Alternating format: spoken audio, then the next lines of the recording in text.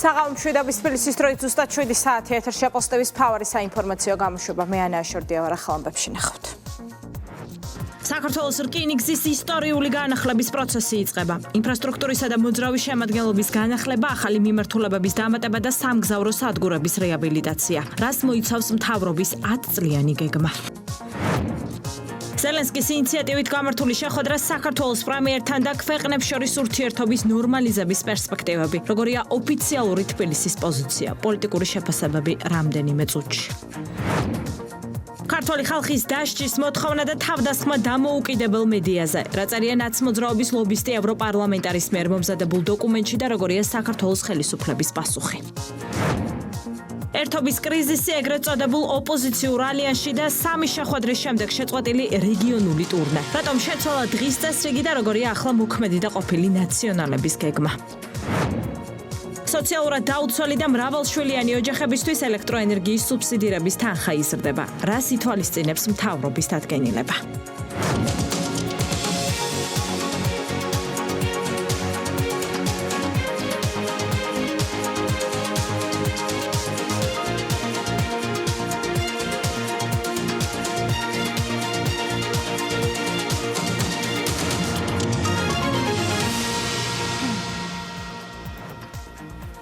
საქართველოს რკინიგზის ისტორიული განახლების პროცესი იწყება. მასშტაბური მოდერნიზაციის პროექტი სამ საკვანძო კომპონენტს მოიცავს.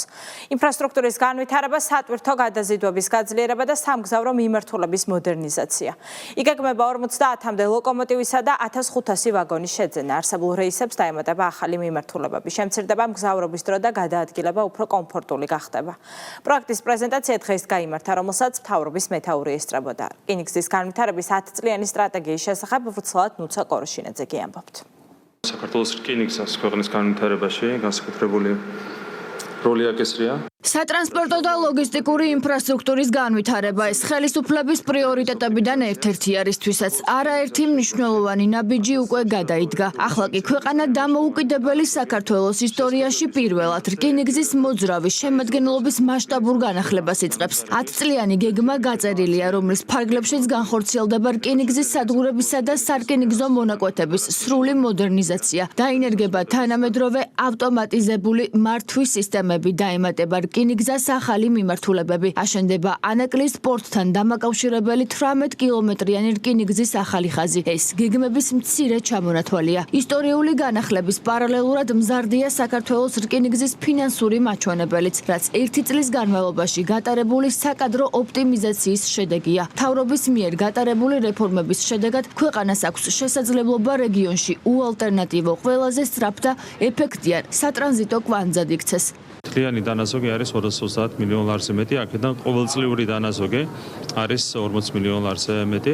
ეს არის ხელშესახები შედეგები, დასრულდა, როგორც მოგეხსენებათ, რკინიგზის მოდერნიზაციის პროექტი და შესაბამისად ეს უზრუნველყოფს გამტარუნარიანობის გაზრდას და შედგა 10 წლიანი გეგმა მომდევნო განვითარებისთვის, რაც არ მოხდარა ასევე გასული წლების მანძილზე.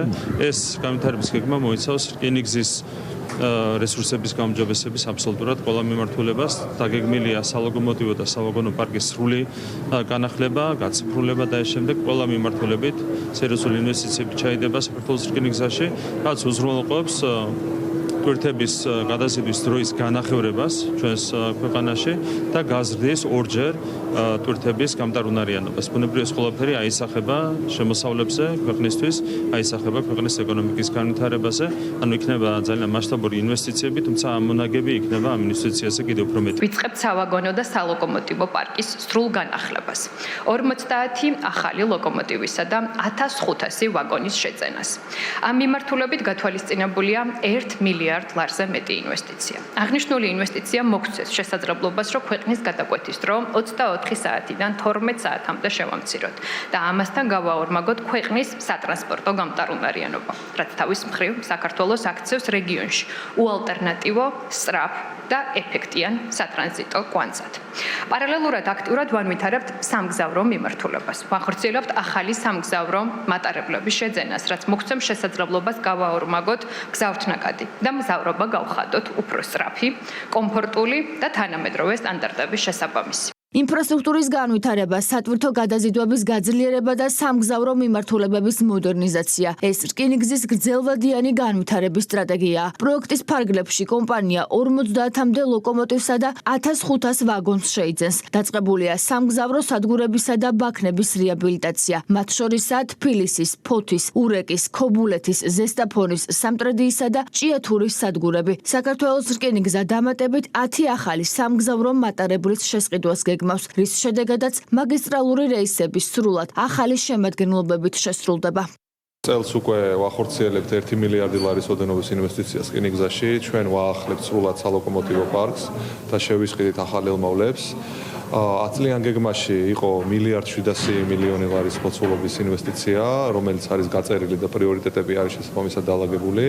მინდა გითხრათ, რომ დღეს ჩვენ წარვადგინეთ ასევე შედეგები, თუ რა შედეგები დავდეთ გასული 1 წლის განმავლობაში და დავდეთ გეგმა ამ მოკლევადიანი და საშუალო და გრძელვადიანი. მოკლევადიან გეგმაში ჩვენ გვაქვს სავაგონო პარკის გაზრდა, ლოკომოტივების განახლება, სამგზავრო მიმართულების სრული განახლება და სრულად ახალი მატარებლების შესყიდვა და ინფრასტრუქტურის არსებითი გაუმჯობესება. 2026-2028 წლებში დაახლოებით მილიარდი ლარის ინვესტიცია განხორციელდება, რომლის შედეგადაც სრულად განახდება სავაგონო და სალოკომოტივო პარკი. ახალი სისტემებისა და გაციფრულების დანერგვა მნიშვნელოვნად შეამცირებს ქვეყნის გადაკვეთის დროს. ის თითქმის განახევდება, შედეგად ეფექტიანობა და საქართველოს რკინიგზის გამტარუნარიანობა დაახლოებით 2-ჯერ გაიზრდება.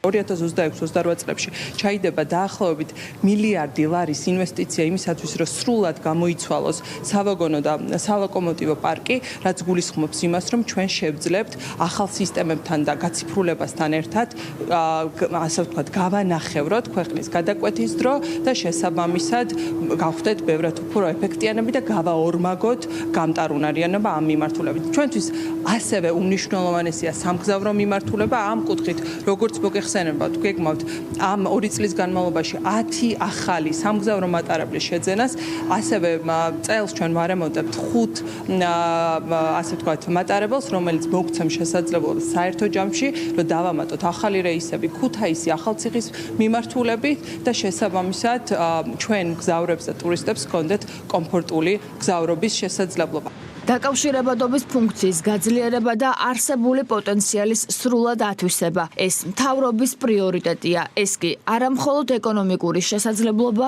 არამედ სახელმწიფოებრივი ამოცანაა. სახელმწიფო უსაფრთხოების სამსახურმა ჯაშუშობის ბრალდებით გიორგი უძილაური დააკავა. ის ფინანსთა სამინისტროს საგამოძიებო სამსახურის ერთ-ერთი სამმართველოს ხელმძღვანელი იყო. არსებული ინფორმაციით გიორგი უძილაური ჯაშუშურ საქმიანობას ერთ-ერთი ევროპული ქვეყნის სასარგებლოდ ეწეოდა. როგორც სახელმწიფო უსაფრთხოების სამსახურში გამართულ ბრიფინგზე გახდა ცნობილი, დაკავებულს კონსპირაციული ხასიათის სისტემატური კონტაქტი ჰქონდა უცხო ქვეყნის სპეცსამსახურებთან. მატერიალური სარგებლის მიღების მიზნით კი მათ საქართველოს ინტერესების საწინააღმდეგო სხვადასხვა სახის ინფორმაციებს გადასცემდა, მათ შორის საქართველოში მიმდინარე პოლიტიკურ-ეკონომიკურ პროცესებთან, ძალოვან უწყებებსა და უსაფრთხოების სტრუქტურებში არსებულ ვითარებასთან დაკავშირებით. დანაშაული 8-დან 12 წლამდე თავისუფლების აღკვეთას ითვალისწინებს.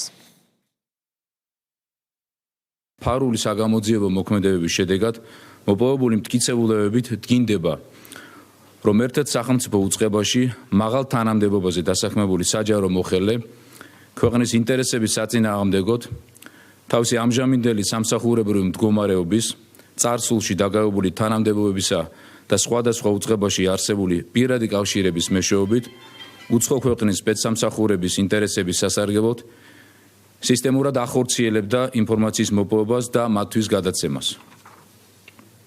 დაკავებულს უცხო ქვეყნის სპეცსამსახურის წარმომადგენელთან გააჩნდა მაღალ დონეზე ორგანიზებული კონსპირაციული ხასიათის სისტემატიური კონტაქტები. შეხვედრები იგეგმებოდა დაშიფრული ორმხრივი კავშირის გამოყენებით და იმართებოდა სხვადასხვა ლოკაციაზე წინასწარ შეთანხმებული კონსპირაციის პირობების მკაცრი დაცვით. ინფორმაციის მიწოდება ხორციელდებოდა როგორც პირისპირ კონტაქტის, ასევე ელექტრონული საშუალებების გამოყენებით. უცხო ქვეყნის სპეცსამსახურისთვის გადაცემული ინფორმაცია მოიცავდა სხვადასხვა კატეგორიის საიდუმლო მონაცემებს, რომლებიც დაკავშირებული იყო საქართველოში მიმდინარე პოლიტიკურ-ეკონომიკურ პროცესებთან, ძალოვან უწყებებსა და უსაფრთხოების სტრუქტურებში არსებულ ვითარებასთან, ეთნიკური და რელიგიური უმცირესობების შესახებ ინფორმაციასა და ინფორმაციის გადაცემის დამკვეთებისათვის საინტერესო სხვა მონაცემებთან. გარდა ამისა, მოპოვებული მტკიცებულებებით დგინდება, რომ უცხო ქვეყნის სპეცსამსახურის წარმომადგენლის დავალებით დაგავებული პირი მუშაობდა საინფორმაციო პლატფორმების შექმნაზეც, რომელიც მიზანი იყო მედიასფეროს წარმომადგენლების მოზიდვა და აღნიშნული ქსელის გამოყენებით უცხო ქვეყნის სპეცსამსახურის დაინტერესების შესაბამისად სადაზვერვო ხასიათის ინფორმაციის მოპოვება მათ შორის რეგიონის ქვეყნების მიმართულებით. აღნიშნულ საქმიანობას ბრალდებული მატერიალური სარგებლის მიღების მიზნით ახორციელებდა. საქმეზე გამოძიება სისხლის სამართლის კოდექსის 314 მუხლის პირველი ნაწილით მიმდინარეობს, რაც სასჯელის სახით 8-დან 12 წლამდე თავისუფლების აღკვეთას ითვალისწინებს. რა პერსპექტივა აქვს საქართველოს-უკრაინას შორის არსებული ურთიერთობების ნორმალიზებას 4 წლის მანძილზე დაგროვილი გამოწვევების ფონზე. ოფიციალური თბილისი მზად არის მეგობრული ურთიერთობების აღსადგენად, უკვე უკრაინული მხარის მიერ შესაბამისი ნაბიჯები გადაიდგმება. ვლადიმირ ზელენსკის ინიციატივით გამართული შეხვედრისა და მხარეებს შორის კონსტრუქციული დიალოგის ფონზე ხელისუფლების პირველი პირების შეფასებით ორ ქვეყანას შორის გამოწვევები ამ დრომდე რჩება. მათ შორის ელჩის გაწვევის საკითხი, არამეგობრული განცხადებები, უსამართლო სანქციები, ასევე უკრაინის მიერ შეფარებული ძებნილი ქართველი დამნაშავეები. ეს კი იმ ფონზე, როდესაც საქართველოს ომის დაწყების შემდეგ უკრაინისადმი მეგობრული დამოკიდებულება კონკრეტული ქმედებებით დაადასტურა, მათ შორის არაერთი რეზოლუციის მხარდაჭერით, საქართველოსთან გაგზავნილი ჰუმანიტარული დახმარებით, ლტოლვილების ქვეყანაში შემოშვებითა და უკრაინელი ბავშვების სწავლის დაფინანსებით. ანა შანიძე გიამბობთ. ჩვენ მზად ვართ გავაკეთოთ ყველაფერი იმისათვის, რომ ეს ურთიერთობები მაქსიმალურად აღდგეს და ეს ყველაფერი აისახოს ურთიერთობებში ხელისუფლების შორის. ევროპის პოლიტიკური გაერთიანების სამიტის ფარგლებში ვოლოდიმირ ზელენსკის ინიციატივით გამართული შეხვედრის შემდეგ ქართული მხარე საქართველოს-უკრაინას შორის ურთიერთობების ნორმალიზებისთვის მზადყოფნას გამოთქვამს. პრემიერ-მინისტრი ომში მყოფი ქვეყნისა და ხალხის მიმართ სოლიდარობას კიდევ ერთხელ გამოხატავს და აღნიშნავს, რომ ურთიერთობებში პრობლემები რჩება, თუმცა მნიშვნელოვანია მომავალზე ორიენტირება.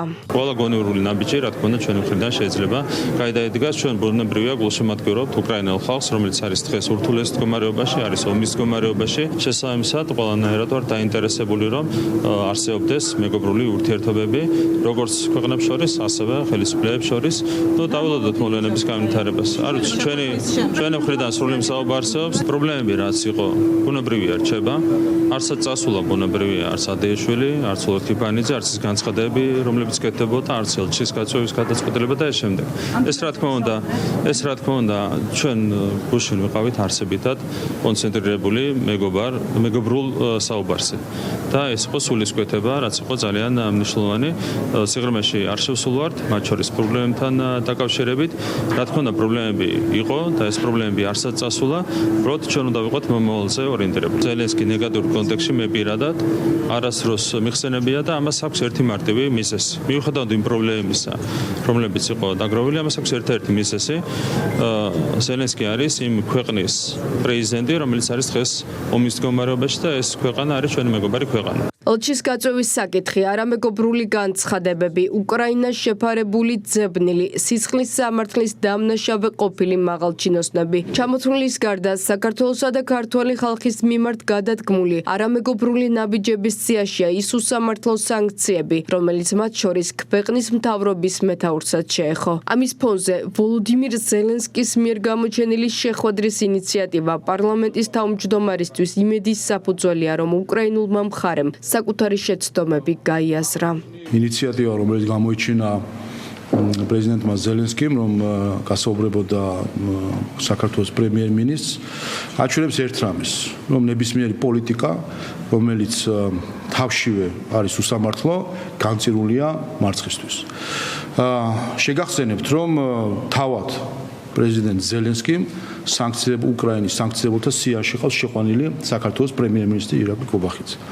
და მოუწია მისვლა ირაკლი კობახიძესთან და მასთან საუბარი. ასე რომ ფიქრობ, რომ ეს თავად მეტყოლებს იმაზე, თუ რამდენად მცდარი იყო უკრაინის ხელისუფლების პოლიტიკა ქართული ხალხის მიმართ და იმედს ვიჩენს მე პირადად, რომ იმედია, რომ ეს არის ნიშანი გადააზრებისა რომ ქართული ხალხის წინააღმდეგ მოქმედება შედეგი არ გამოაქვს. საკითხზე საკუთარი პოზიცია განცხადებით დააფიქსირა ერთიანმა ნეიტრალურმა საქართველომ. პარტიაში აღნიშნავენ, რომ საზოგადოება არ დაუშვებს საქართველოს კვლავ იმ ქვეყნად იქცეს, რომლის სუვერენიტეტსაც უცხოელი პოლიტიკოსები თუ ორგანიზაციები ფეხქვეშ თელავდნენ და საკუთარი პოლიტიკური მიზნებისთვის იყენებდნენ. როგორც ჩვენი, ასევე საერთო გამოცდილება უნდა გამოვიყენოთ იმისათვის, რომ ერთხელ და სამუდამოდ გამოვიდეთ ილუზიებიდან და გადავდგათ კონკრეტული ნაბიჯები და ნეიტრალიტეტი დავამკვიდროთ საერთაშორისო გლობალურ დღის ესრიგში, ნაცვლად იმ გაერთიანებისკენ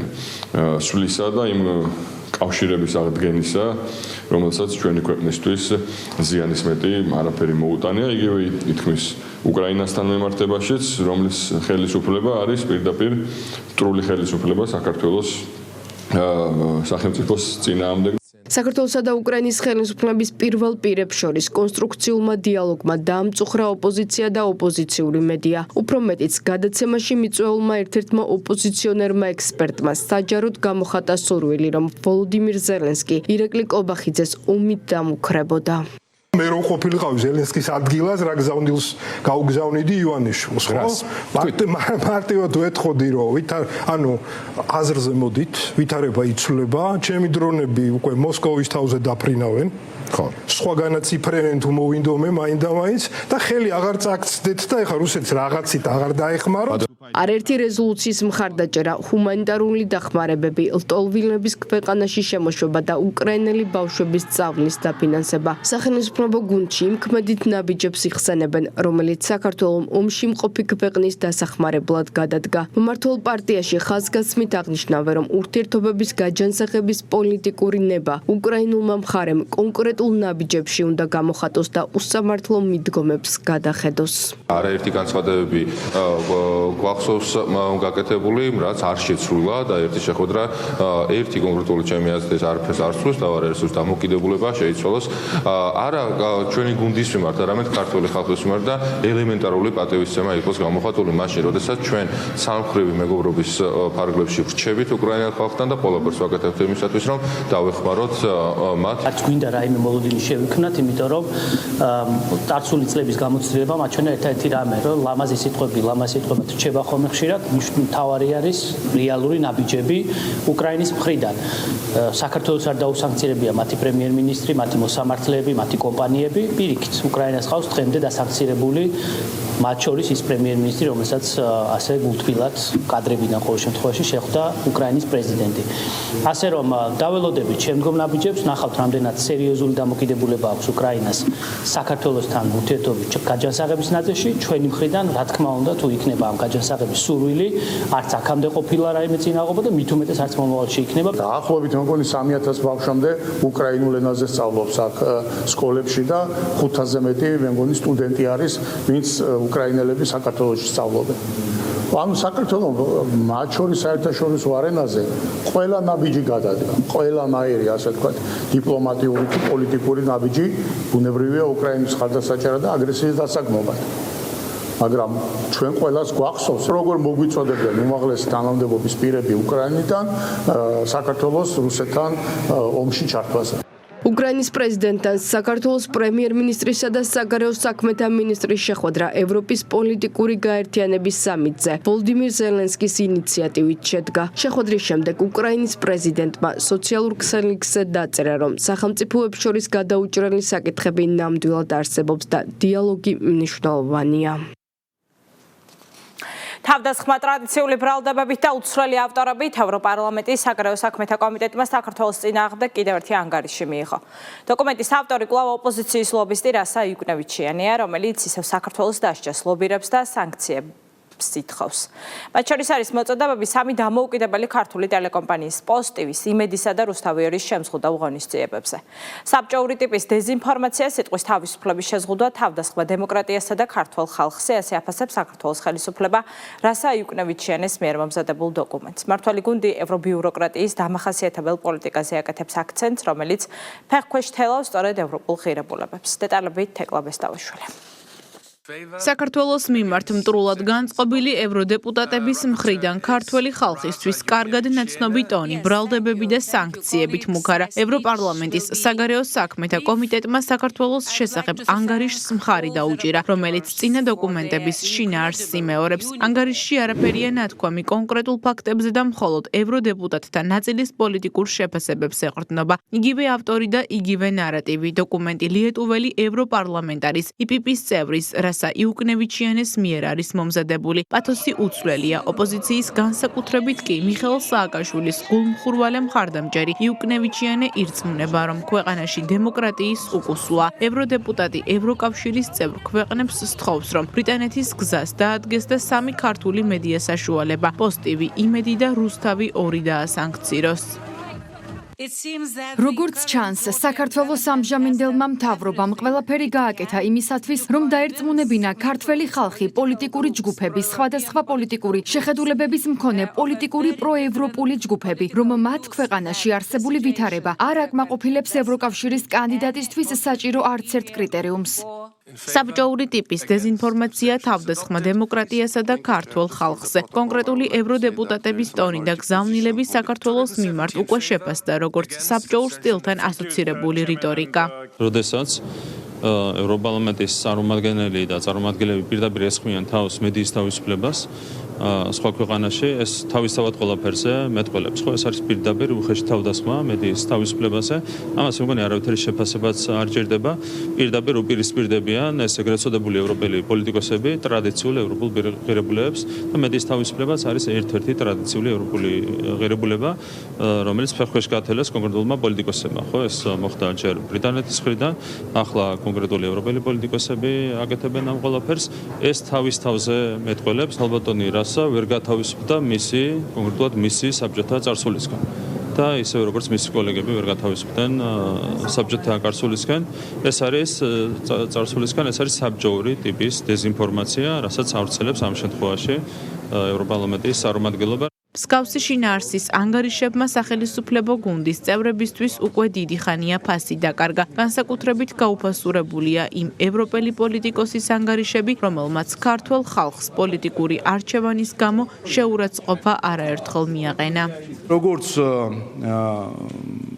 მოსკოვის საკავშირო ყრილობა იღებდა მტრულ გადაწყვეტილებებს საქართველოსთან დაკავშირებით, ასევე ბრიუსელის საკავშირო პარლამენტი დღეს იღებს ამგვარ მტრულ გადაწყვეტილებებს საქართველოსთან დაკავშირებით. ამ რეზოლუციის ანგარიშის ავტორი გახლავთ ქალბატონი იუკნევიჩიანი, რომელიც გამოირჩევა ფაშისტური განცხადებებით ქართველი ხალხის მიმართ. მას ეკუთვნის განცხადებები, რომ ქართული ოცნება ეს არის ინფექცია, რაც არის ფაშისტური ნარატივი, სხვათა დემონიზებისა და მათი ღირსების შემლახველი ან ღირსების წინააღმდეგ მიმართული ქცევისთვის და მან ასევე განაცხადა, რომ საქართველოში დამნაშავეები არიან ქართული ოცნების ამომრჩევლები. ხედავთ ჩვენ, რომ თავისუფალი მედიის მკვლელები თავს წარმოაჩენენ როგორც თავისუფალი მედიის ჭირისუფლები.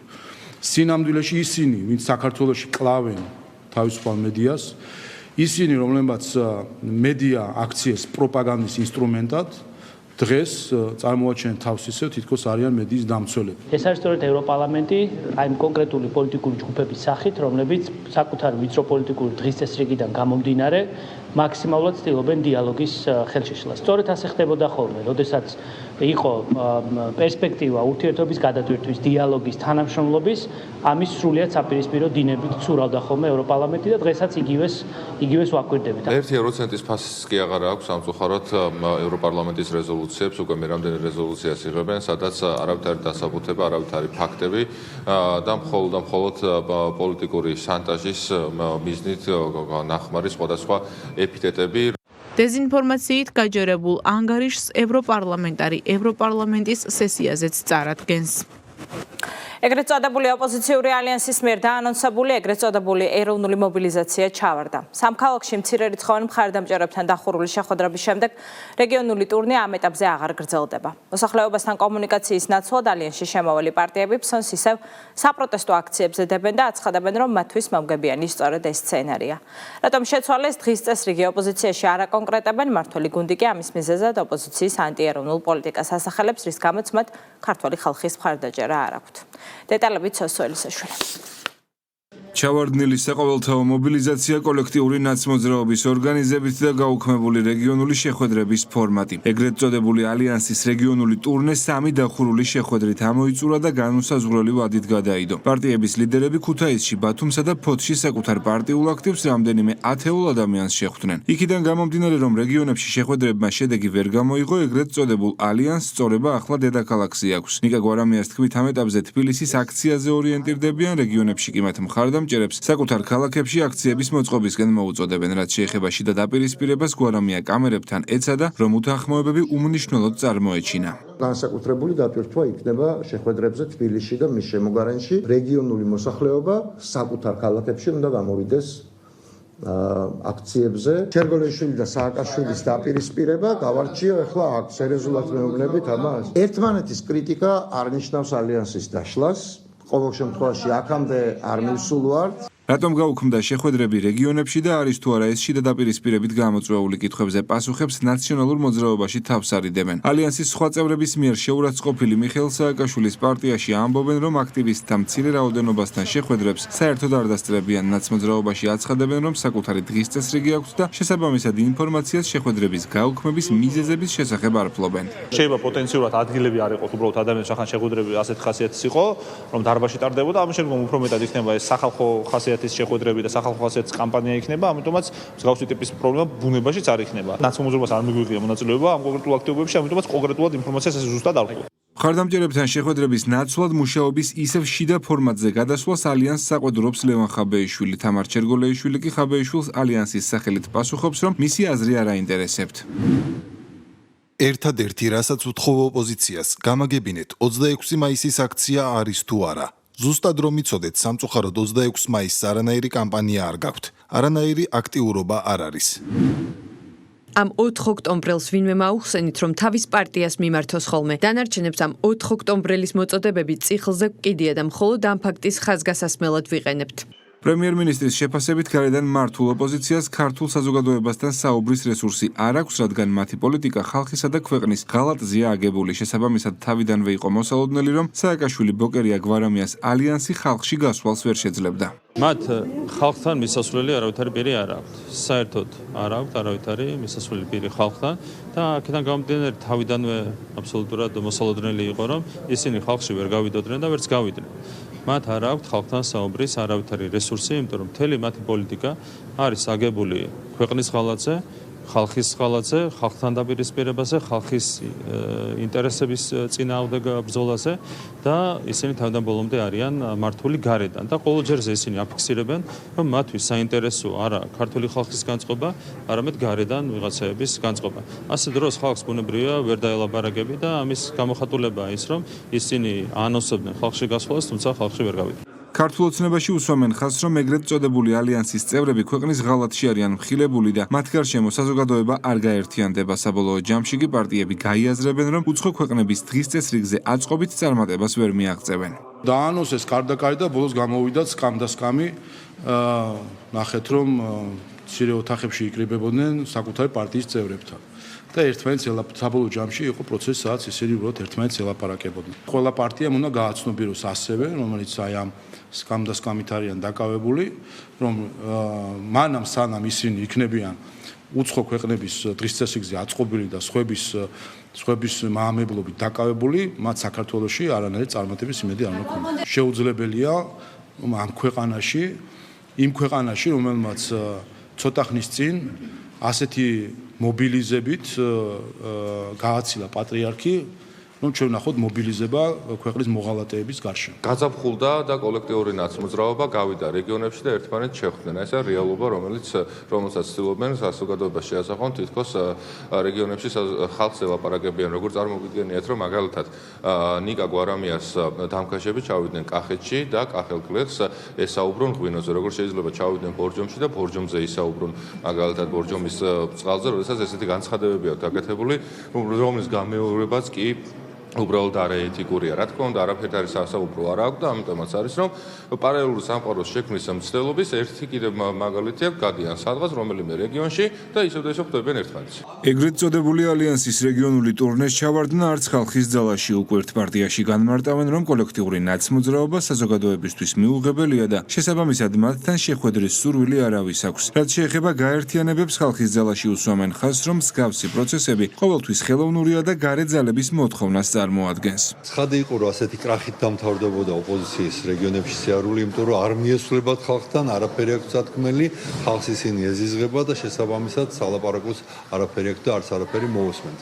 რაც შეეხება მათ ამგვარ ალიანსების შექმნას, ეს ყოველთვის არის ხელოვნური, იმიტომ რომ როცა იქნება ესეთი ალიანსები, იქნება იმიტომ რომ მათ ავალებენ ამას მათი პატრონები უცხოეთიდან, თუმცა ეს დავალება დიდხანს ვეღარ მოქმედებს, იმიტომ რომ საბოლოოდ ეს პიროვნული გაუტანლობა, ერთმანეთის აუტანლობა და ეს პირველობისადმი სწრაფვა ძალავს ყველანაირ დავალებას. ამიტომაც არანაირი შანსი ასეთ ალიანსებს არ აქვს. კი, ძალიან ბევრს ცდილობენ, რომ ქვეყანას ავნონ, მაგრამ ხალხი ბრძენია და არ მისცემს გასაქანს ამ ქვეყნის მტრებს. თბილისშიც ვერ შეხვდებიან ეს მავნებლები, იმიტომ რომ თბილისში ძალიან კარგად იცის ხალხმა, როგორ მავნებლობენ საკუთარი ქვეყნის წინააღმდეგ და რომ სინამდვილეში უცხო ხალხის, უცხო ქვეყნების და უცხო ძალების დავალებებს ასრულებენ. ოპოზიცია ბოლო წლების განმავლობაში ფასადურად არაერთხელ გაერთიანდა, თუმცა მათი ალიანსი ხანგრძლივი არც ერთ შემთხვევაში არ აღმოჩნდა. საქართველოში მეზობელ ქვეყნებთან შედარებით საქონლის ხორცი ყველაზე იაფია განახლებულ სტატისტიკას საერთაშორისო პლატფორმა ავრცელებს. ნუმბეოს მონაცემების მიხედვით ჩვენს ქვეყანაში 1 კილოგრამი საქონლის ხორცის საშუალო ფასი $9.96 შეადგენს, ხოლო ყველაზე მაღალი ღირებულება $20.01 ფიქსირდება თურქეთში. კვლევა 101 ქვეყანას აერთიანებს და ამ რეიტინგში საქართველოს 73 ადგილს იკავებს. დეტალები ჩვენს სიუჟეტში.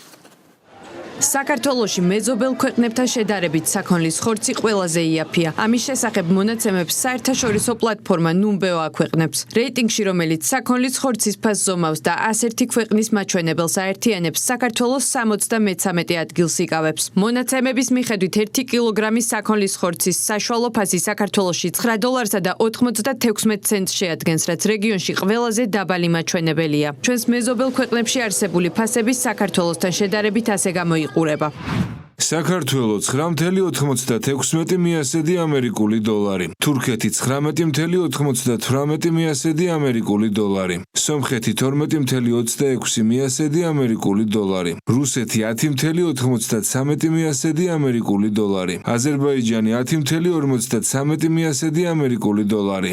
ექსპერტები განმარტავენ, რომ მონაცემების განხილვისას აუცილებელია სურათის ზოგად ჭრილში განვიხილოთ. ეკონომისტ სოსო არჩვაძის თქმით, საქართველო ხორცის იმპორტიორი ქვეყანაა და გლობალურ ბაზარზე არსებული ფასების მატების ტენდენციის მიუხედავად, ქვეყანა მაინც სტაბილურ მაჩვენებელს ინარჩუნებს. საქართველოში ხორცის ფასი თუ გლობალურ მასშტაბით შევადარებთ ან სამეზობლოს, არც ისეთი მაღალია. იმის გათვალისწინებით, რომ ჩვენ ხორცის იმპორტიორები ვართ და მოხმარებული ხორცის ნახევარი სხვა ქვეყნებიდან შემოდის საქართველოში. გასათვალისწინებელი ისიც, რომ გლობალური მასშტაბით საქონლის ხორცის ფასი ორჯერ და მეტად უფრო სწრაფად იზრდება, ვიდრე საშუალო ინფლაციის მაჩვენებელი და ეს ახდენს გავლენას ტყიან მსოფლიო ბაზარზე მის ფასების მატებაში. ეკონომისტი გიორგი ცუცქირიძე კი ქვეყანაში ხორცის ხელმისაწვდომობის შენარჩუნების მიზეზებზე საუბრობს და აღნიშნავს, რომ ეს მონაცემები გაზრდილი ინვესტიციების შედეგია და საქართველოს ეკონომიკა მსოფლიოში არსებული საერთაშორისო ტენდენციების კვალდაკვალ ვითარდება. წყიდულობითი უნარიანობის პარიტეტი ჩვენ გვაქვს ყველაზე მაღალი ზრდა, ანუ რეალური შემოსავლების წყიდულობით უნარის მიხედვით, ბოლო 3 წელიწადში ეს არის 35% 2028-ში. ჩვენ დაახლოებით კიდევ უფრო მაღალი ზრდა გვექნება დაახლოებით $40,000-ზე, საერთაშორისო დოლარზე, რაც არის აღმოსავლეთ ევროპის საშუალო დონე.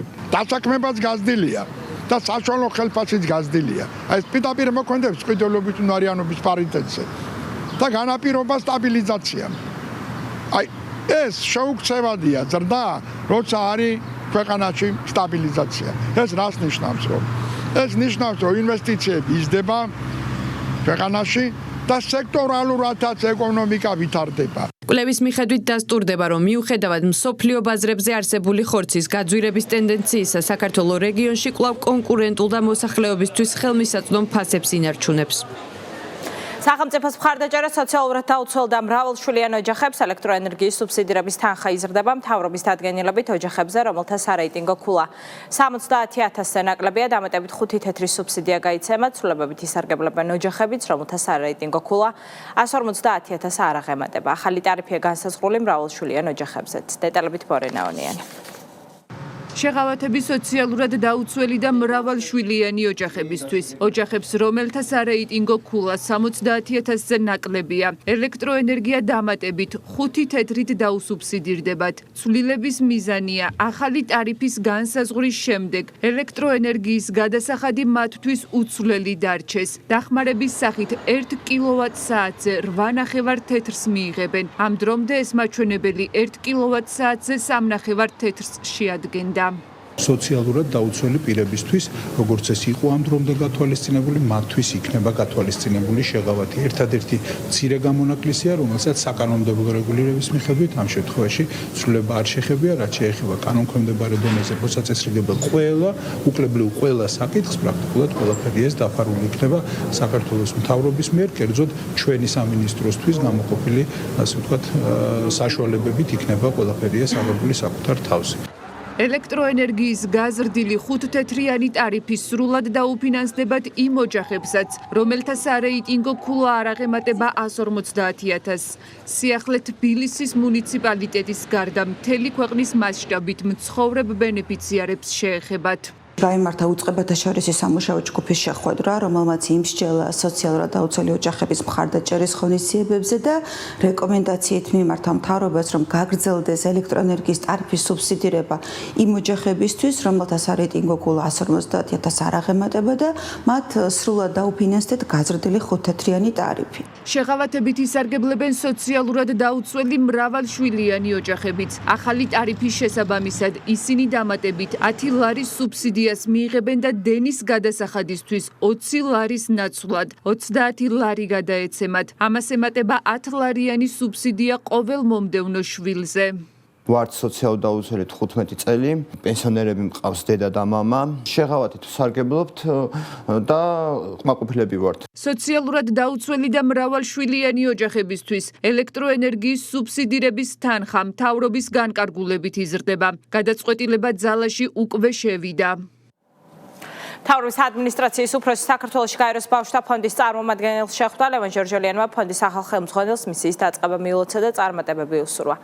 შეხვედრაზე ყურადღება გამახვილდა საქართველოს მთავრობასა და UNICEF-ს შორის არსებულ თანამშრომლობაზე. მთავრობის ადმინისტრაციის უფროსმა დაადასტურა მზადყოფნა საქართველოს როგორც UNICEF-ის აღმასრულებელი საბჭოს წევრმა ხელი შეუწყოს ფონდის გლობალური პრიორიტეტების განხორციელებას. ლევან ჟორჟოლიანმა ასევე ხაზგასმით აღნიშნა გაეროს სააგენტოებსა და საქართველოს მთავრობას შორის არსებული ნაყოფიერი თანამშრომლობა, რომელიც შესაბამისობაში ეროვნულ პრიორიტეტებსა და მდგრადი განვითარების მიზნებთან და ხელს უწყობს ქვეყნის მდგრად განვითარებას და ინსტიტუციურ პროგრესს.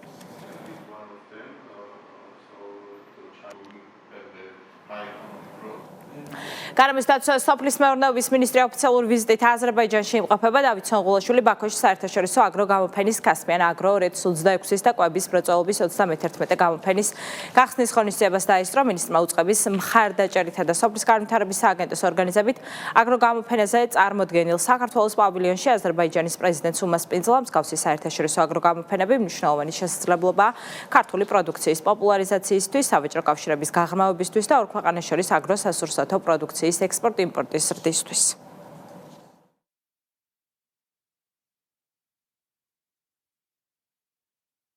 კასპიან აგრო არის რეგიონში უმსხვილესი აგროსასურსათო გამოფენა, განსაკუთრებულად მნიშვნელოვანია საქართველოს მონაწილეობა ამ გამოფენაზე.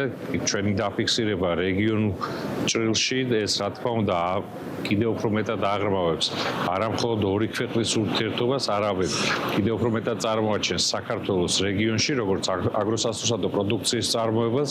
მნიშვნელოვანი არის რომ დღეს საქართველოსთან მობრძანებული იყო აზერბაიჯანის პრეზიდენტი, რაც კიდევ ერთხელ ხაზს უსვამს საქართველოს მონაწილეობის მნიშვნელობას ამ გამოფენაზე.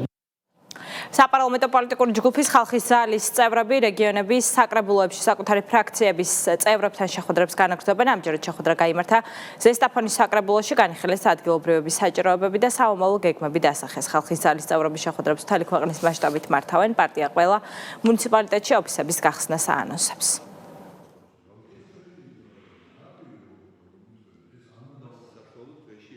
მთლიანობაში ძალიან კმაყოფილები ვართ ამ შეხვედრებით. თუმცა გამოიკვეთა ძალიან ბევრი პრობლემაც. სოფლის მეურნეობის დახმარების პროგრამები ძირითადად მიმართულია ისეთნაირად არის კონსტრუირებული, რომ უფრო მსხვილ ფერმერებს, უფრო მდიდარ ადამიანებს მიუძლებათ ხელი და წვრილი გლეხები ამითი დიდ სარგებელს ვერ იღებენ და ალბათ ეს არის ის პრობლემა, რასაც უნდა მიექცეს ყურადღება. ბიუროკრატია არის გაზრდილი ძალიან მკვეთრად. პატარა საკითხზე ნებართვის მიღება შეიძლება დასჭირდეს კვირები კი არა თვეები. გუშინ და დღეს რაჭის და იმერეთის მუნიციპალიტეტებში ჩვენ გავმართეთ შეხვედრები როგორც მოსახლეობასთან, ასევე ხალხის ძალის ფრაქციის წარმომადგენლებთან, რათა შეგვესწავლა ადგილზე არსებული პრობლემები, გვესაუბრა იმ ზოგად მიდგომებზე, რომელიც ხალხის ძალის, როგორც პარტიის განვითარებას ახლავს, თან და გვესაუბრა ასევე მომავლის პერსპექტივაზე. რა თქმა უნდა, ეს იყო ძალიან საინტერესო შეხვედრები, ჩვენ მოვისმინეთ ძალიან ბევრი პრობლემა, ვისაუბრეთ ახალგაზრდობის პრობლემებზე, დემოგრაფიის პრობლემებზე, რეგიონში არსებულ სოციალურ-ეკონომიკურ საკითხებზე და გამოწვევებზე და რა თქმა უნდა, ჩვენ ამ შეხვედრებს გავაგრძელებთ და საქართველოს ყველა რეგიონში და ყველა მუნიციპალიტეტში ჩავალთ მსგავსი შეხვედრები. შეხვდით საპარლამენტო ხალხის ძალის წევრებს, ვისაუბრეთ რეგიონში არსებულ პრობლემებზე, მოსახლეობასთან რა საჭიროებებს წარმოადგენს, გავიარეთ, ვისაუბრეთ შემდეგ განვითარებებზე, შეხვედრა იყო ძალიან ნაყოფიერი, ვფიქრობ, რომ ძალიან წაადგება ჩვენ პარტიას და ჩვენ რეგიონს. აჭარის მთავრობის თავმჯდომარე ბათუმის მუნიციპალიტეტის მერის ხელმძღვანელ პირებს, სამსახურების უფროსებს და მუნიციპალიტეტების საკრებულოს წევრებს შეხვდა ზურაბ პატარაძემ. ქალაქში მიმდინარე სოციალური და ინფრასტრუქტურული პროექტების შესახებ ინფორმაცია მოისმინა. მთავრობის თავმჯდომარის განცხადებით მნიშვნელოვანია ყველა პროექტი მოქალაქეების ინტერესების გათვალისწინებით განხორციელდეს. გაცნობით ხასიათის შეხვედრაზე აღინიშნა, რომ ქალაქის განვითარების პროცესში აჭარის მთავრობასა და ბათუმის მუნიციპალიტეტებს შორის მჭიდრო და კოორდინირებული თანამშრომლობას განსაკუთრებული მნიშვნელობა ენიჭება.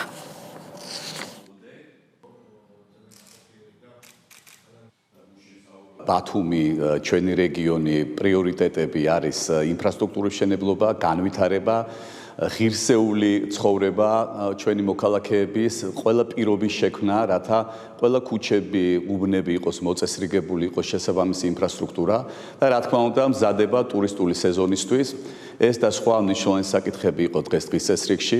მე მიხარია, რომ საკრებულოს თანამშრომლებიც აქტიურად არიან ჩართულები პროცესებში და ჩვენ დავსახეთ მოსახლეობასთან ერთობრივი შეხვედრების გამართვა, მსჯელობა, ადგილზე მერიის წარმომადგენლებთან ერთად სხვადასხვა ინფრასტრუქტურული პროექტების განხილვა. დევნილი მეწარმოების ეკონომიკური გაძლიერება და ბიზნესის განვითარების მხარდამჭერი პროგრამები აფხაზეთის ავტონომიური რესპუბლიკის ფინანსთა და ეკონომიკის მინისტრის ზუგდიდში სახელმწიფო პროგრამებში ჩართულ მეწარმოებს შეხვდა. თენგიზ ნასარიძე ბენეფიციარების საქმიანობას ადგილზე გაეცნო, სახელმწიფოს მიერ შეთავაზებული მხარდაჭერა მოიცავს როგორც ფინანსურ ხელშეწყობასა და თანადაფინანსებას, ასევე სხვადასხვა პროგრამას, რომელიც მეწარმოებს ბიზნესის განვითარებასა და გაფართოებას შეეხმარება. მარიამ ნებიერიძე გიამბობთ.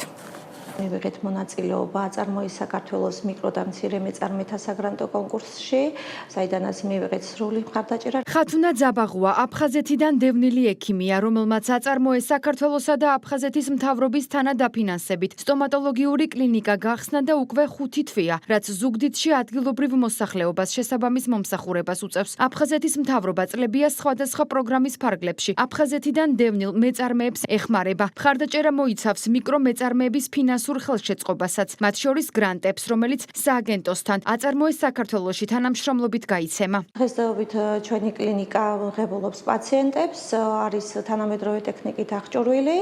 აფხაზეთის ფინანსთა და ეკონომიკის სამინისტროს წარმომადგენლები პერიოდულად მართავენ შეხვედრებს დევნილ მეწარმეებთან, რათა ბენეფიციარების საჭიროებები ადგილზე მოისმინონ. ამჯერად დევნილი მეწარმეების მხარდაჭერის პროგრამის ფარგლებში აფხაზეთის ფინანსთა და ეკონომიკის მინისტრის ზუგდიდში იმ მეწარმეებს შეხვდა, რომლებიც აწარმოეს საქართველოში. პროგრამებში არიან ჩართული და აფხაზეთის ფინანსთა და ეკონომიკის სამინისტროს თანადაფინანსებით სარგებლობენ. არაერთი მოსარგებლე ყავს უკვე ბენეფიციარი, საინტერესოა რომ საკმაოდ გაშლილი არის რეგიონებში მათი ეს საქმიანობა.